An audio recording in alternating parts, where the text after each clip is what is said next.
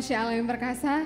Shalom. Puji Tuhan, pada pagi hari ini kita berkumpul bersama keluarga, bersama saudara, bersama orang-orang yang kita kasihi. Mari persiapkan hatimu untuk memuliakan nama Tuhan.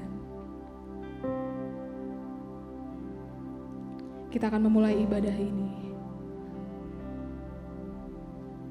Kita akan menikmati hadirat Tuhan. Terima kasih Bapa. Engkau selalu ada bagi kami dan Engkau bersama dengan kami. Di pagi hari yang indah ini Tuhan, kami menyatukan hati kami untuk meninggikan nama-Mu. Terima kasih Bapa.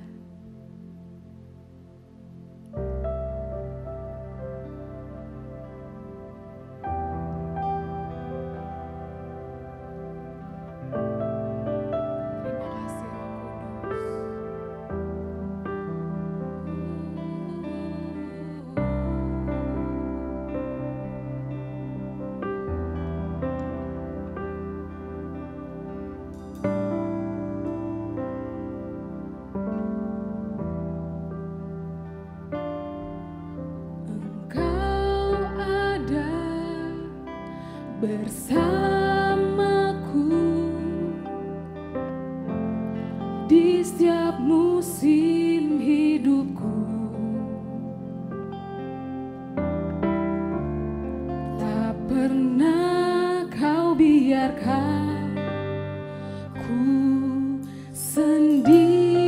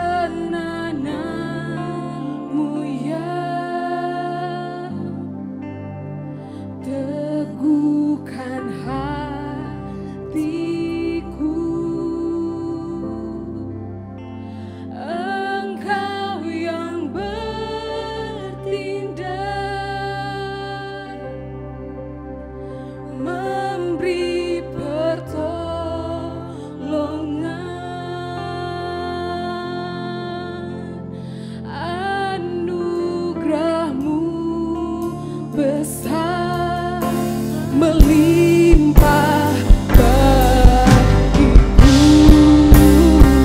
Katakan bersamamu, bersamamu Bapa, ku lewati semua perkenananmu ya. Teguhkan hatiku, Engkau yang bertindak Tuhan.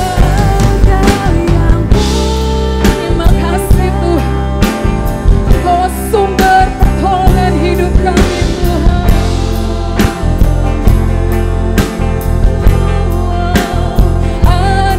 Anugerah-Mu besar melimpah bagiku.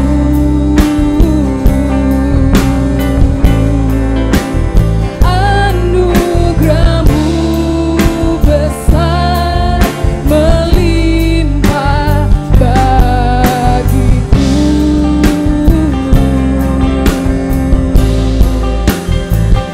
Anugerah-Mu besar melimpah bagiku.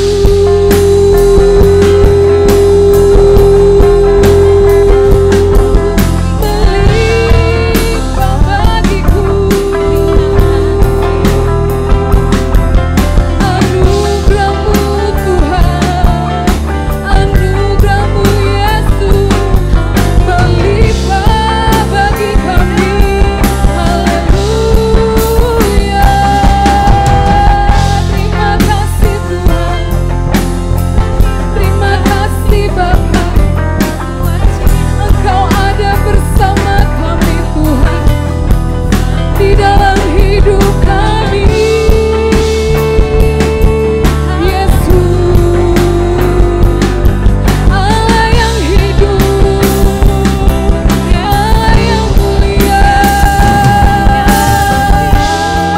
Terima kasih Tuhan, dipermuliakan nama-Mu Bapa, dipermuliakan nama-Mu Tuhan Yesus. Sebab besar kasih-Mu, kami menyembah-Mu Yesus.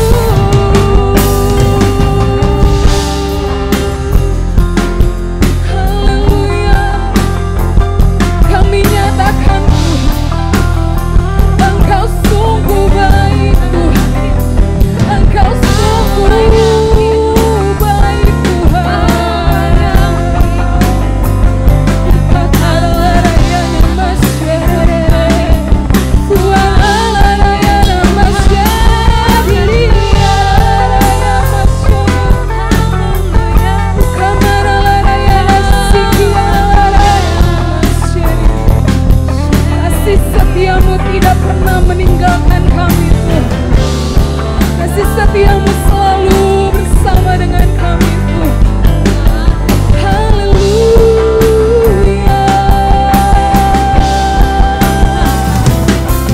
Haleluya Tuhan. Terima kasih Tuhan, Engkau mengerjakan segala sesuatunya melalui firman-Mu Tuhan. Tuhan raya nama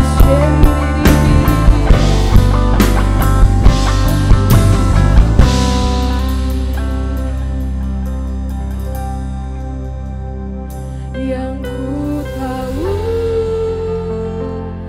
Dia kerjakan seturut firman-Nya bagi kemuliaan-Nya. Yang ku yakin Dia sediakan seturut kasih-Nya bagiku. Yang ku tahu Dia kerjakan seturut firman-Nya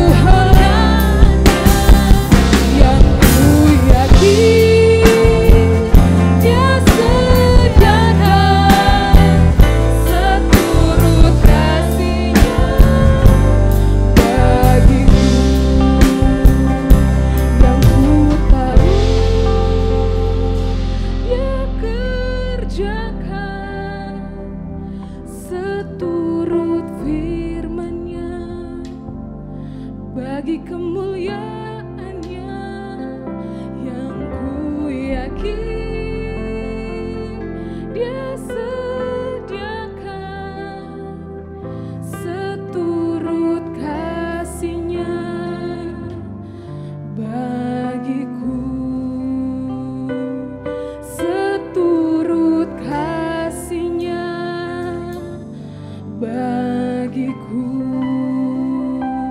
seturut kasih-Nya.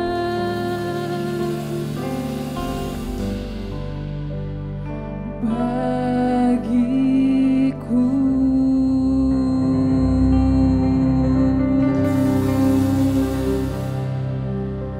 terima kasih Tuhan,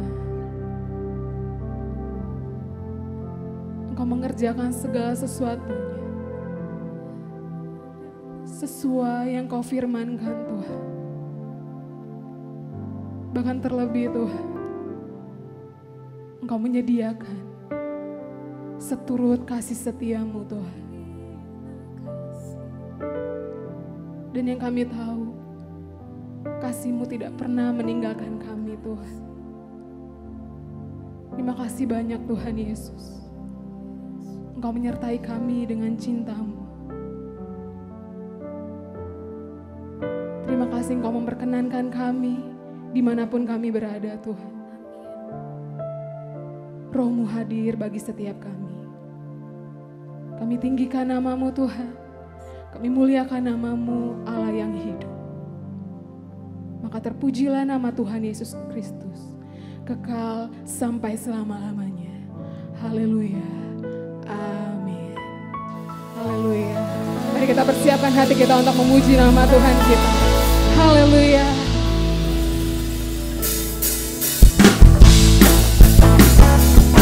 Mari Bapak Ibu, kita bersama-sama bertepuk tangan. Mari kita bersuka cita, karena sungguh Dia Allah yang besar. Besarlah Tuhan dan layak dipuji. Besarlah namanya, kekallah kuasa-Nya. Amin berlindung dalam naungan-Nya. Dia Allah bagi kita, di dalam kita. Terpujilah Tuhan, terbukti kuasa-Nya. Dia telah menunjukkan kasih-Nya pada kita. Dan Tuhanlah bangkit menyayangi kita.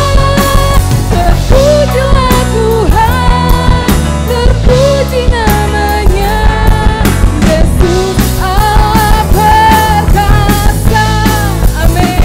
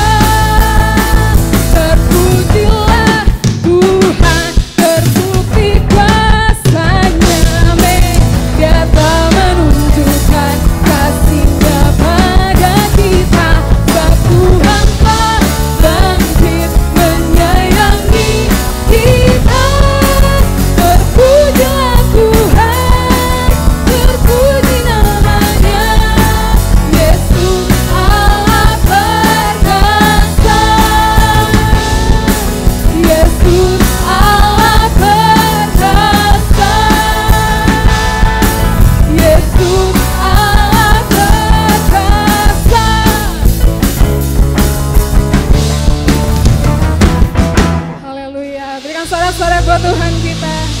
Terima kasih Tuhan. Terima kasih Tuhan Yesus. Terima kasih Engkau memberikan kemenangan bagi setiap kami Tuhan.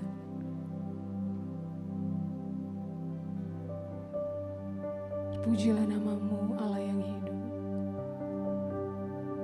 Kami siap mendengarkan firman-Mu Tuhan. Firman kebenaran-Mu Tuhan. Yang telah mengubahkan hidup kami. Terima kasih Tuhan Yesus.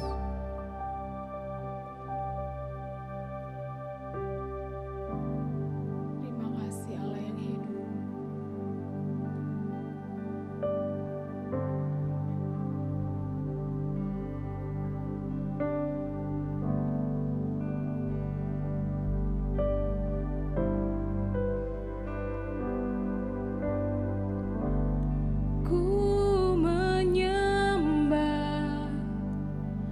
Dalam kudus hadirat-Mu, hampiri tata kasih karunia-Mu Bapa.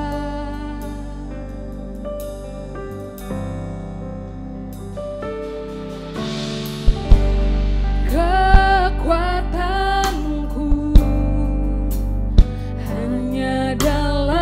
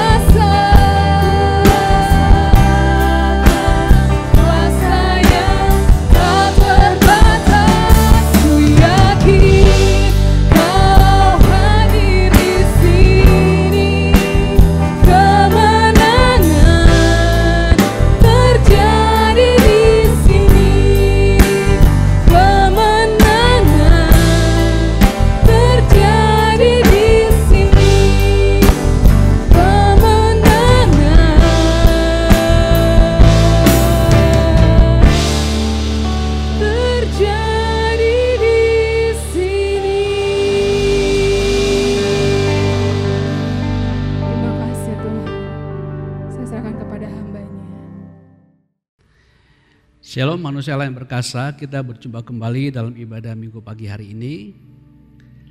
Tapi sebelum kita mendengar kebenaran-kebenaran firman Tuhan yang akan dipaparkan kepada kita, mari kita satukan hati, kita menyatakan, mendeklarasikan iman kita kepada Tuhan Yesus Kristus untuk menguatkan batin kita dan supaya kita berpegang teguh atasnya. Untuk itu saya mengajak Bapak Ibu Saudara yang di rumah, angkat tangan kananmu bersama dengan saya dan ikuti saya kalimat demi kalimat. Dalam nama Tuhan Yesus, saya percaya dan menerima. Alkitab adalah firman Tuhan yang benar sepenuhnya. Apa yang Alkitab katakan, siapa saya dalam Kristus, demikianlah saya. Alkitab berkata, saya adalah ciptaan baru. Sungguh saya adalah ciptaan baru. Alkitab berkata, saya adalah anak Allah. Sungguh saya adalah anak Allah. Alkitab berkata, segala perkara dapat kulakukan dalam Kristus. Demikianlah saya. Apa yang Alkitab katakan milikku, sungguh adalah milikku. Alkitab berkata, saya adalah ahli waris Allah bersama Kristus. Sungguh saya adalah ahli waris Allah bersama Kristus. Amin. Bapak Ibu Saudaraku dikasih Tuhan, sebelum kita masuk dalam doa, hari ini kita akan bicarakan satu topik yang berkesinambungan, yaitu tentang doa. Pertama berbicara tentang doa yang diajarkan oleh Tuhan Yesus yang disebut dengan doa Bapa kami di surga atau doa Bapa di surga. Kemudian adalah doa dari Tuhan kita Yesus Kristus.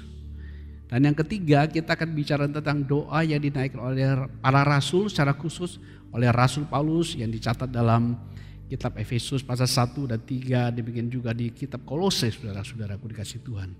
Masing-masing ketiga doa ini memiliki esensi yang sangat penting dan berkesinambungan satu dengan yang lain.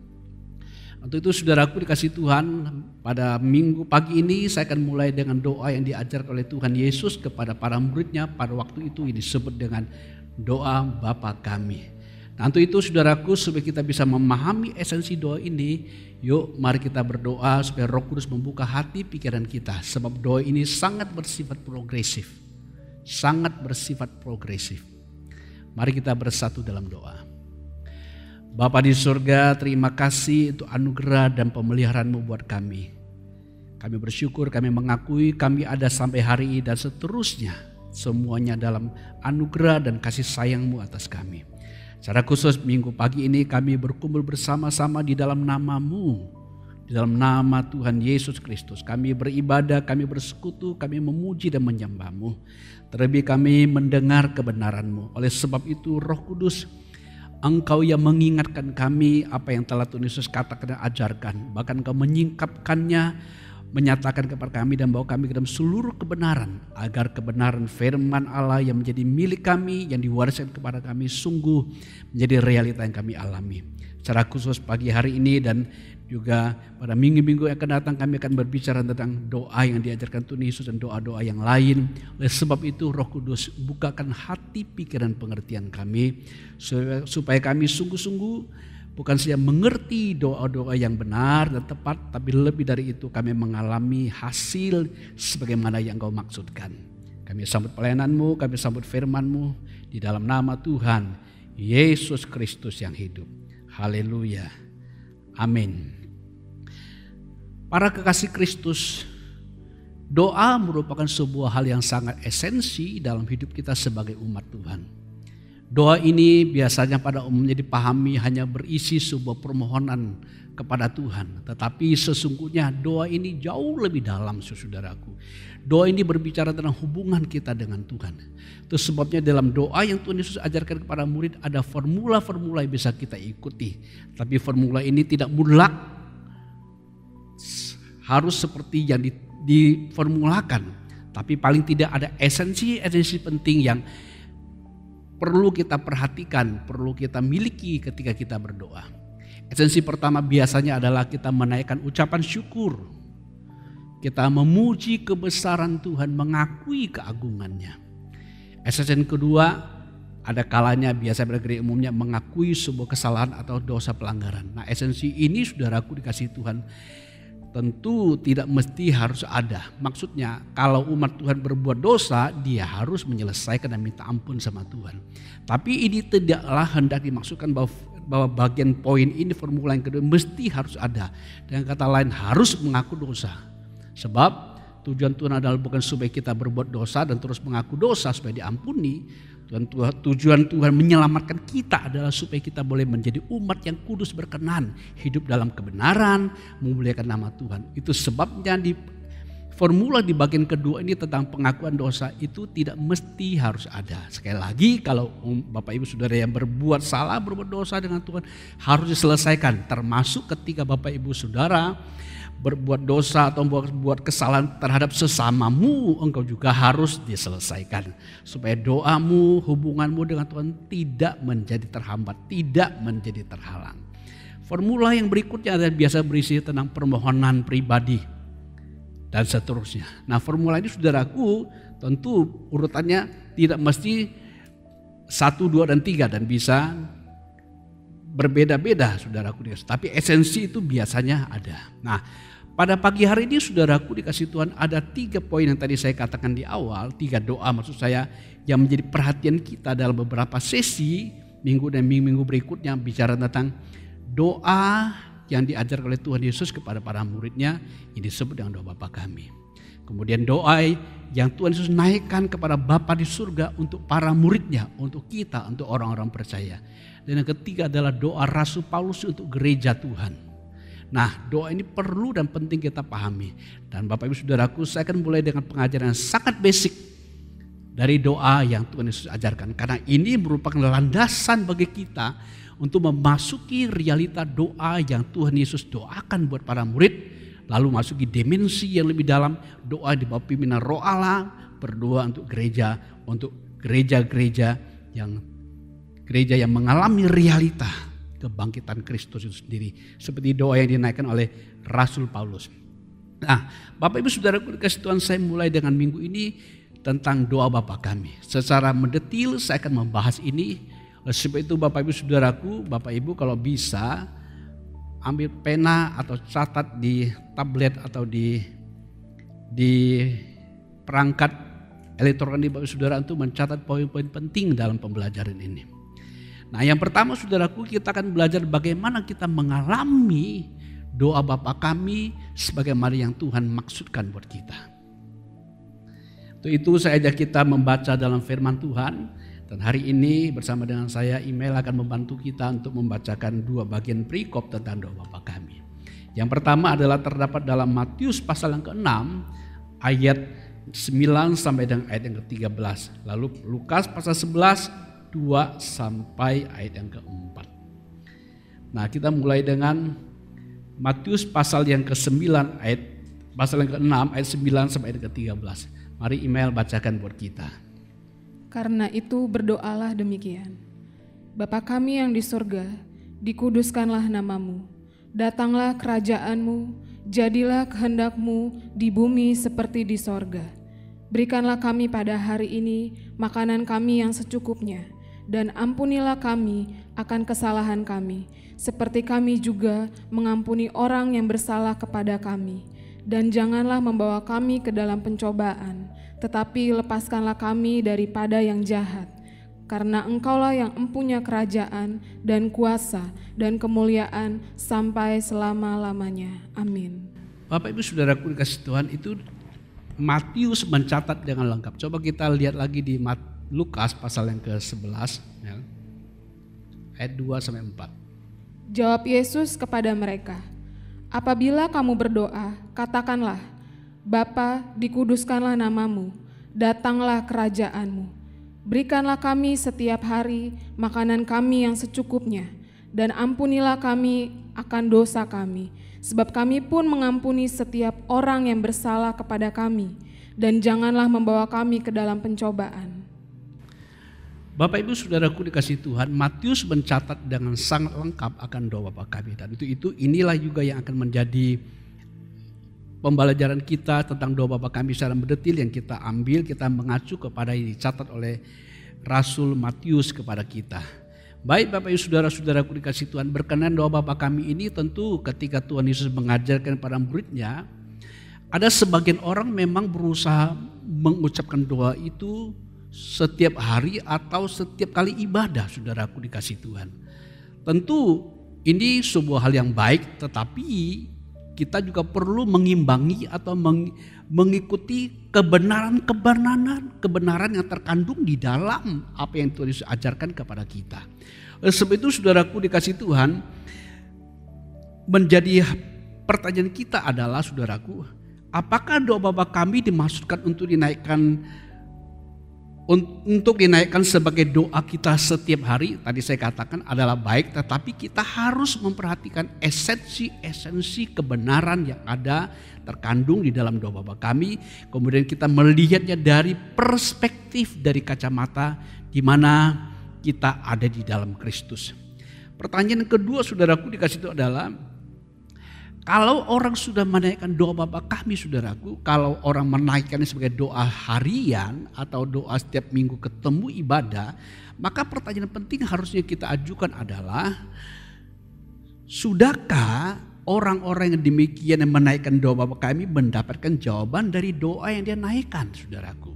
Sebab ketika Tuhan Yesus mengajarkan doa Bapa kami ini tidaklah hendak dijadikan sebuah liturgia atau sebuah prosesi ibadah semata-mata.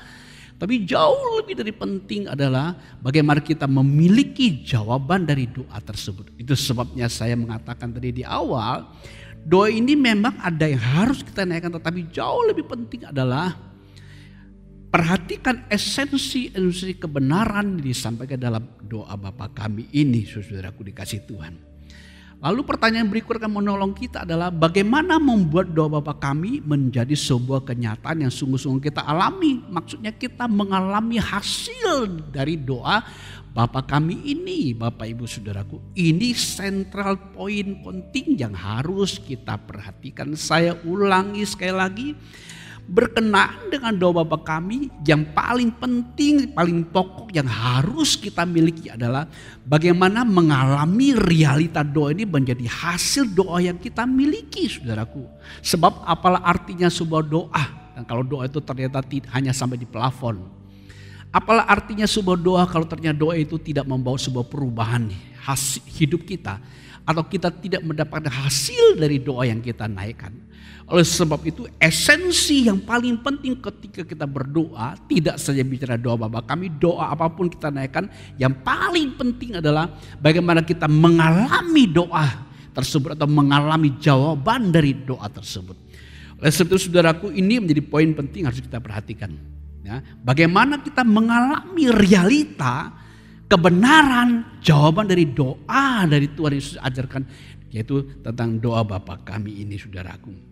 Nah, sebelum kita memperoleh jawaban detail setiap kalimat-kalimat yang diajarkan oleh Tuhan Yesus dalam doa Bapa kami ini, perlu kita pahami bagaimana background, apa latar belakang ketika doa Bapa kami ini diajarkan oleh Tuhan Yesus kepada para muridnya, saudara-saudaraku.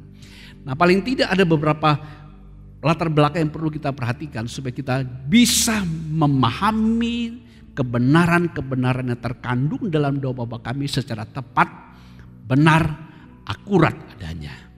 Nah, pertimbangan pertama adalah saudaraku, sadari bahwa ketika pengajaran doa Bapa kami ini diajarkan oleh Tuhan Yesus kepada muridnya, ketahuilah bahwa para murid secara khusus waktu itu masih hidup dalam zaman hukum Taurat.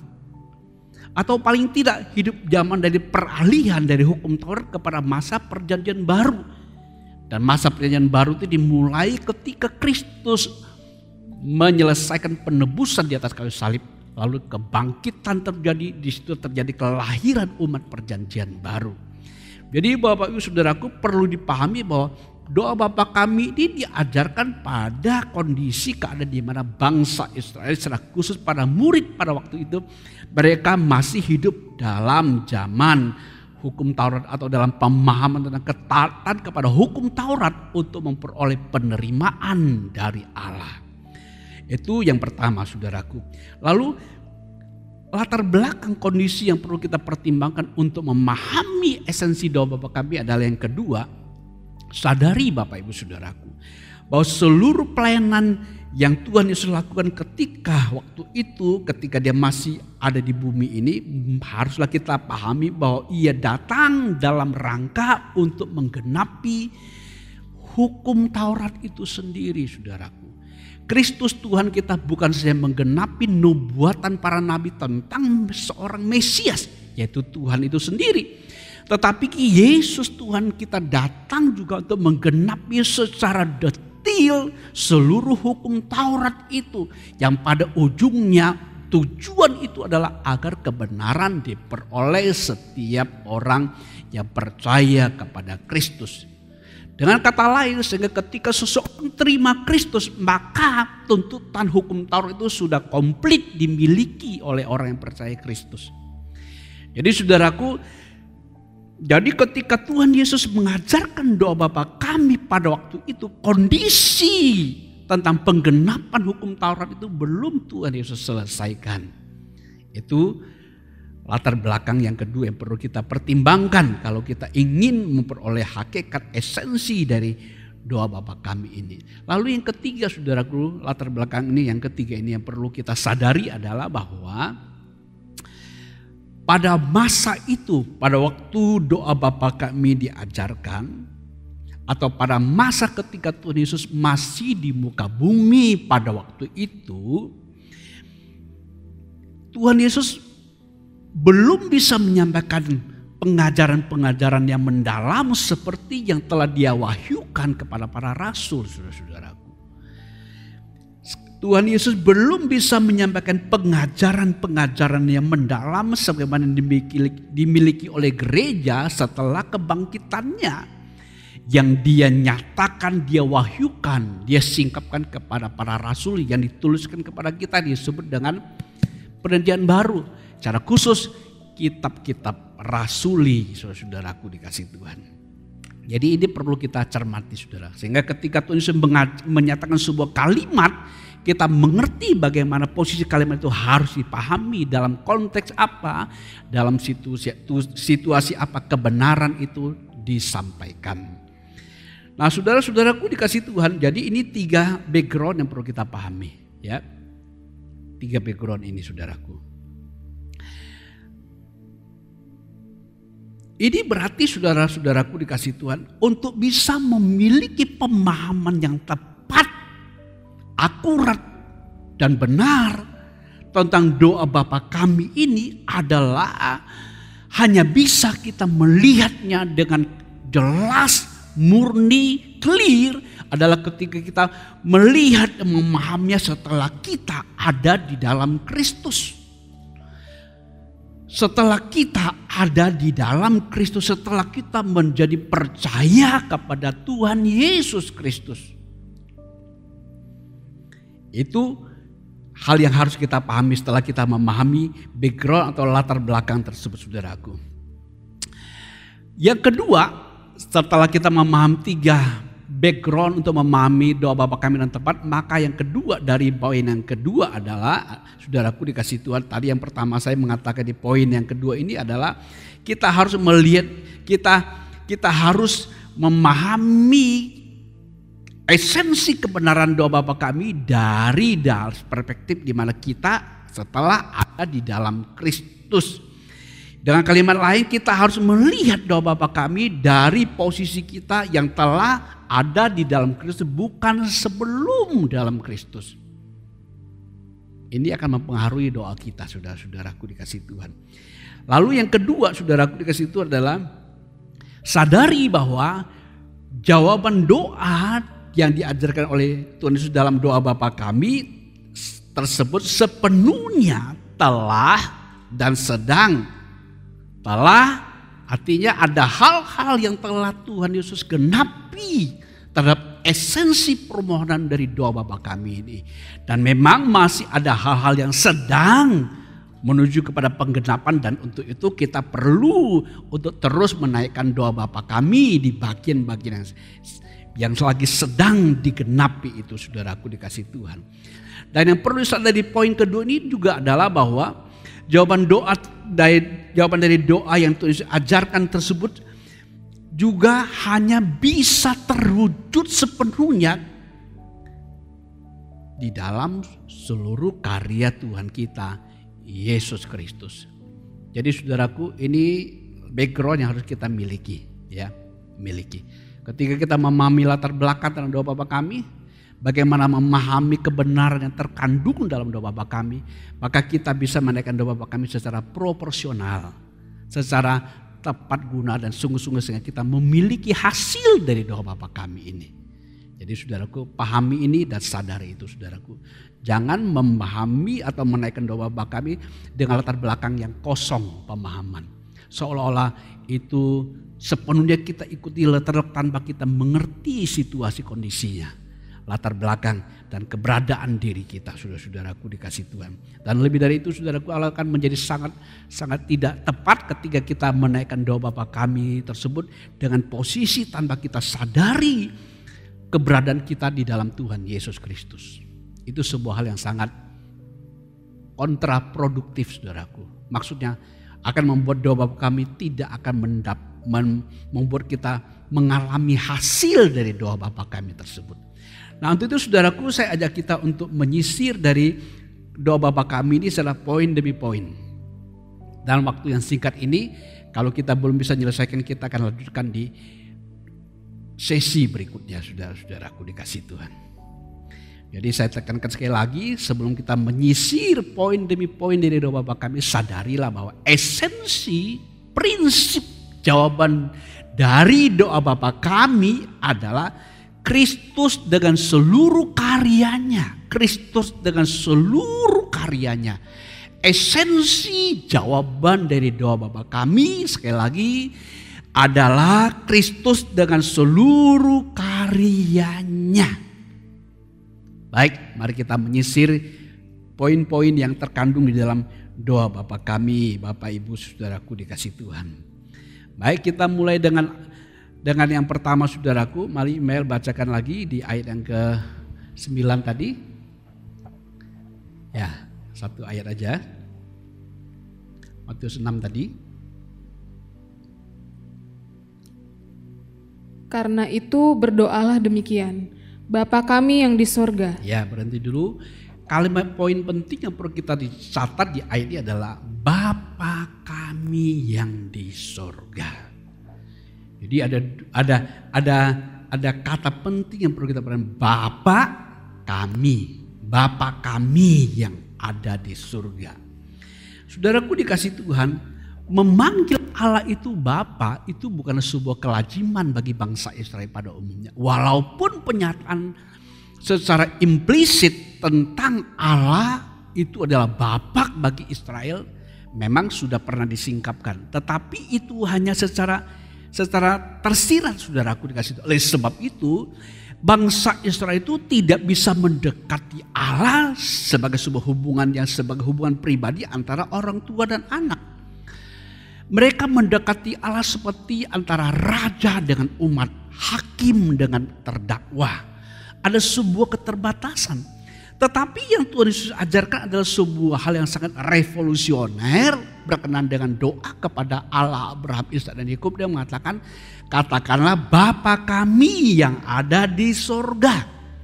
Berarti Tuhan Yesus mengatakan bahwa Bapa Allah itu adalah Bapa kami, Bapa kita saudaraku dikasih Tuhan. Tentu ini sebuah hal yang tidak lazim di zaman itu saudaraku. Hubungan antara Allah dengan Israel itu sebuah hubungan yang bukan hubungan yang dekat saudaraku. Ada jarak pemisah. Yaitu ketakberdayaan, kecacat celahan mereka, keberdosaan mereka membuat mereka memiliki jarak dengan Allah itu sendiri. Tetapi ketika Kristus mengajarkan naikkanlah doa kepada Allah dengan mengatakan Bapa kami yang di surga.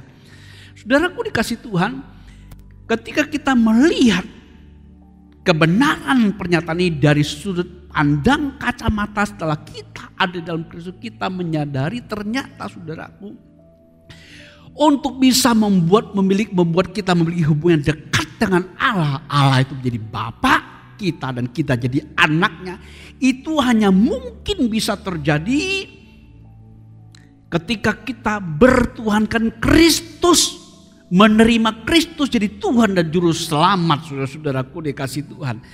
Ini menjadi sangat esensi penting. Ini berarti Kristuslah yang telah membuat Bapaknya itu bisa menjadi Bapa kita. Sehingga kita betul-betul bisa memanggil Allah yang maha besar, Allah Abraham, Ishak, Yakub, Bapa kami. Atau kita doa pribadi, Bapakku yang ada di surga. Bapakku yang ada di surga. Kristuslah yang membuat hal ini sungguh-sungguh terjadi dalam realita kita. Jadi ketika kita memahami bahwa kita sekarang adalah anak Allah, Allah itu Bapa kita, kita bisa dengan penuh keberanian menghadap Allah dan memanggil Bapakku yang ada di surga. Tanpa ada rasa keterasingan atau keterpisahan, tetapi sebagai sebuah keluarga yang memiliki hubungan intim dengan sebagaimana Bapa dengan anak. Jadi saudaraku dikasih Tuhan, ini esensi sangat penting kita pahami. Ini sebuah kebenaran yang terus diungkapkan lewat pengajaran tentang doa kepada Bapa di surga. Dia hendak menekankan bahwa sesungguhnya Allah itu adalah Bapa kita. Nah, bagaimana ini terjadi, terwujud? Itu hanya mungkin terjadi dan telah terjadi melalui kedatangan Tuhan Yesus. Dengan menunaikan tugas penebusannya. Kemudian dia melahirkan kita menjadi anak-anak Allah lewat iman kita kepadanya. Oleh roh dan firman Allah kita dilahirkan menjadi anak-anak Allah. Allah itu adalah keluarga kita. Dia Bapa kita, saudara-saudaraku. Jadi murid-murid tentu tidak bisa mengalami sebuah hubungan begitu dekat waktu itu dibandingkan kita sekarang. Karena waktu itu Tuhan Yesus belum menyelesaikan tugas penyelamatan itu. Mereka belum dilahirkan kembali. Nah itu saudaraku, saya perlu mengajak kita melihat satu kebenaran yang penting yang disebutkan di dalam Yohanes pasal 20 ayat yang ke-17. Yohanes 20 ayat yang ke-17 berkenaan dengan sebutan Allah itu Bapa kita ini. Mari Mel bacakan berkita. Yohanes pasal 20 ayat yang ke-17. Kata Yesus kepadanya, "Janganlah engkau memegang aku, sebab aku belum pergi kepada Bapa.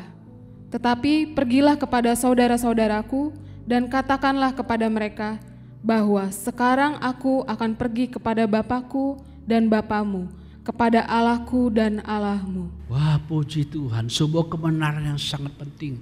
Sebelum kebangkitannya saudaraku, ketika Tuhan Yesus memperkenalkan siapa itu Allah, dia selalu mengatakan Bapakku yang tinggal di dalam aku.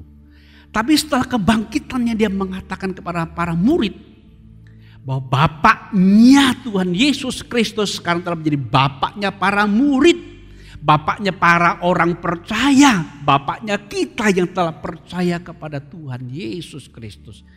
Jadi Bapak Saudaraku, esensi doa Bapa kami yang pertama ini memberitahu kepada kita bahwa kitalah yang memiliki realita sesungguhnya sebagai anak Allah. Sehingga kita bisa penuh dengan sebuah kehangatan, sebuah keyakinan, sebuah rasa kedekatan dalam kita menaikkan doa kepada Allah yang adalah Bapa kita. Dan Yesus Tuhan kita membuat ini terjadi, terwujud dalam hidup keseharian kita. Jadi di poin pertama ini saudaraku, sadari naikkan doa Bapa kami ini dengan penuh keyakinan, penuh kehangatan, penuh dengan iman kepada Tuhan kita Yesus Kristus. Jadi Bapak Ibu Saudaraku dikasih Tuhan, di poin pertama ini mari kita sadari kebenaran bahwa Allah itu adalah Bapa kita. Dan untuk poin berikutnya kita akan lanjutkan di pertemuan di ibadah yang akan datang. Mari kita bersatu dalam doa. Jika ada di antara Bapak Ibu Saudara yang kurang sehat badanmu hari ini, taruh tanganmu di bagian sakit, percaya penuh kepada nama Tuhan Yesus, maka kesembuhan akan menjadi realita Bapak Ibu Saudara.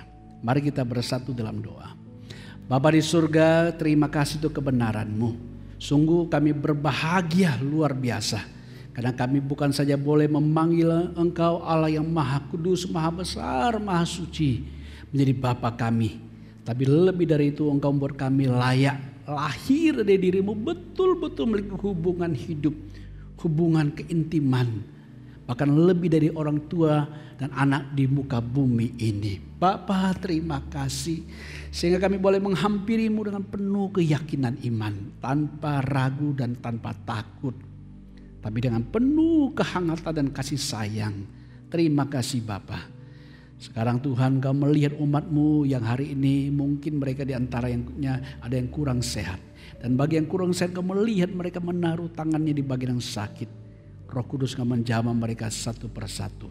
Di dalam nama Tuhan Yesus Kristus aku perintahkan semua sakit penyakit tinggalkan anak-anak Tuhan. Dalam nama Tuhan Yesus, jadilah sehat dan jadilah sembuh di dalam nama Tuhan Yesus Kristus.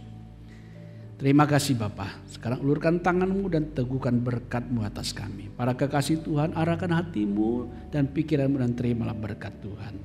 Anugerah yang limpah dari Bapa kita di surga, kasih sayang dari Tuhan kita Yesus Kristus, serta persatuan dan persekutuan dengan Roh Kudus memenuhi roh, jiwa dan tubuh kita semua. Sungguh Tuhan memberkati rumah tanggamu, memberkati hidupmu, memberkati roh, jiwa dan tubuhmu, memberkati pekerjaanmu, memberkati studimu, seluruh hidupmu.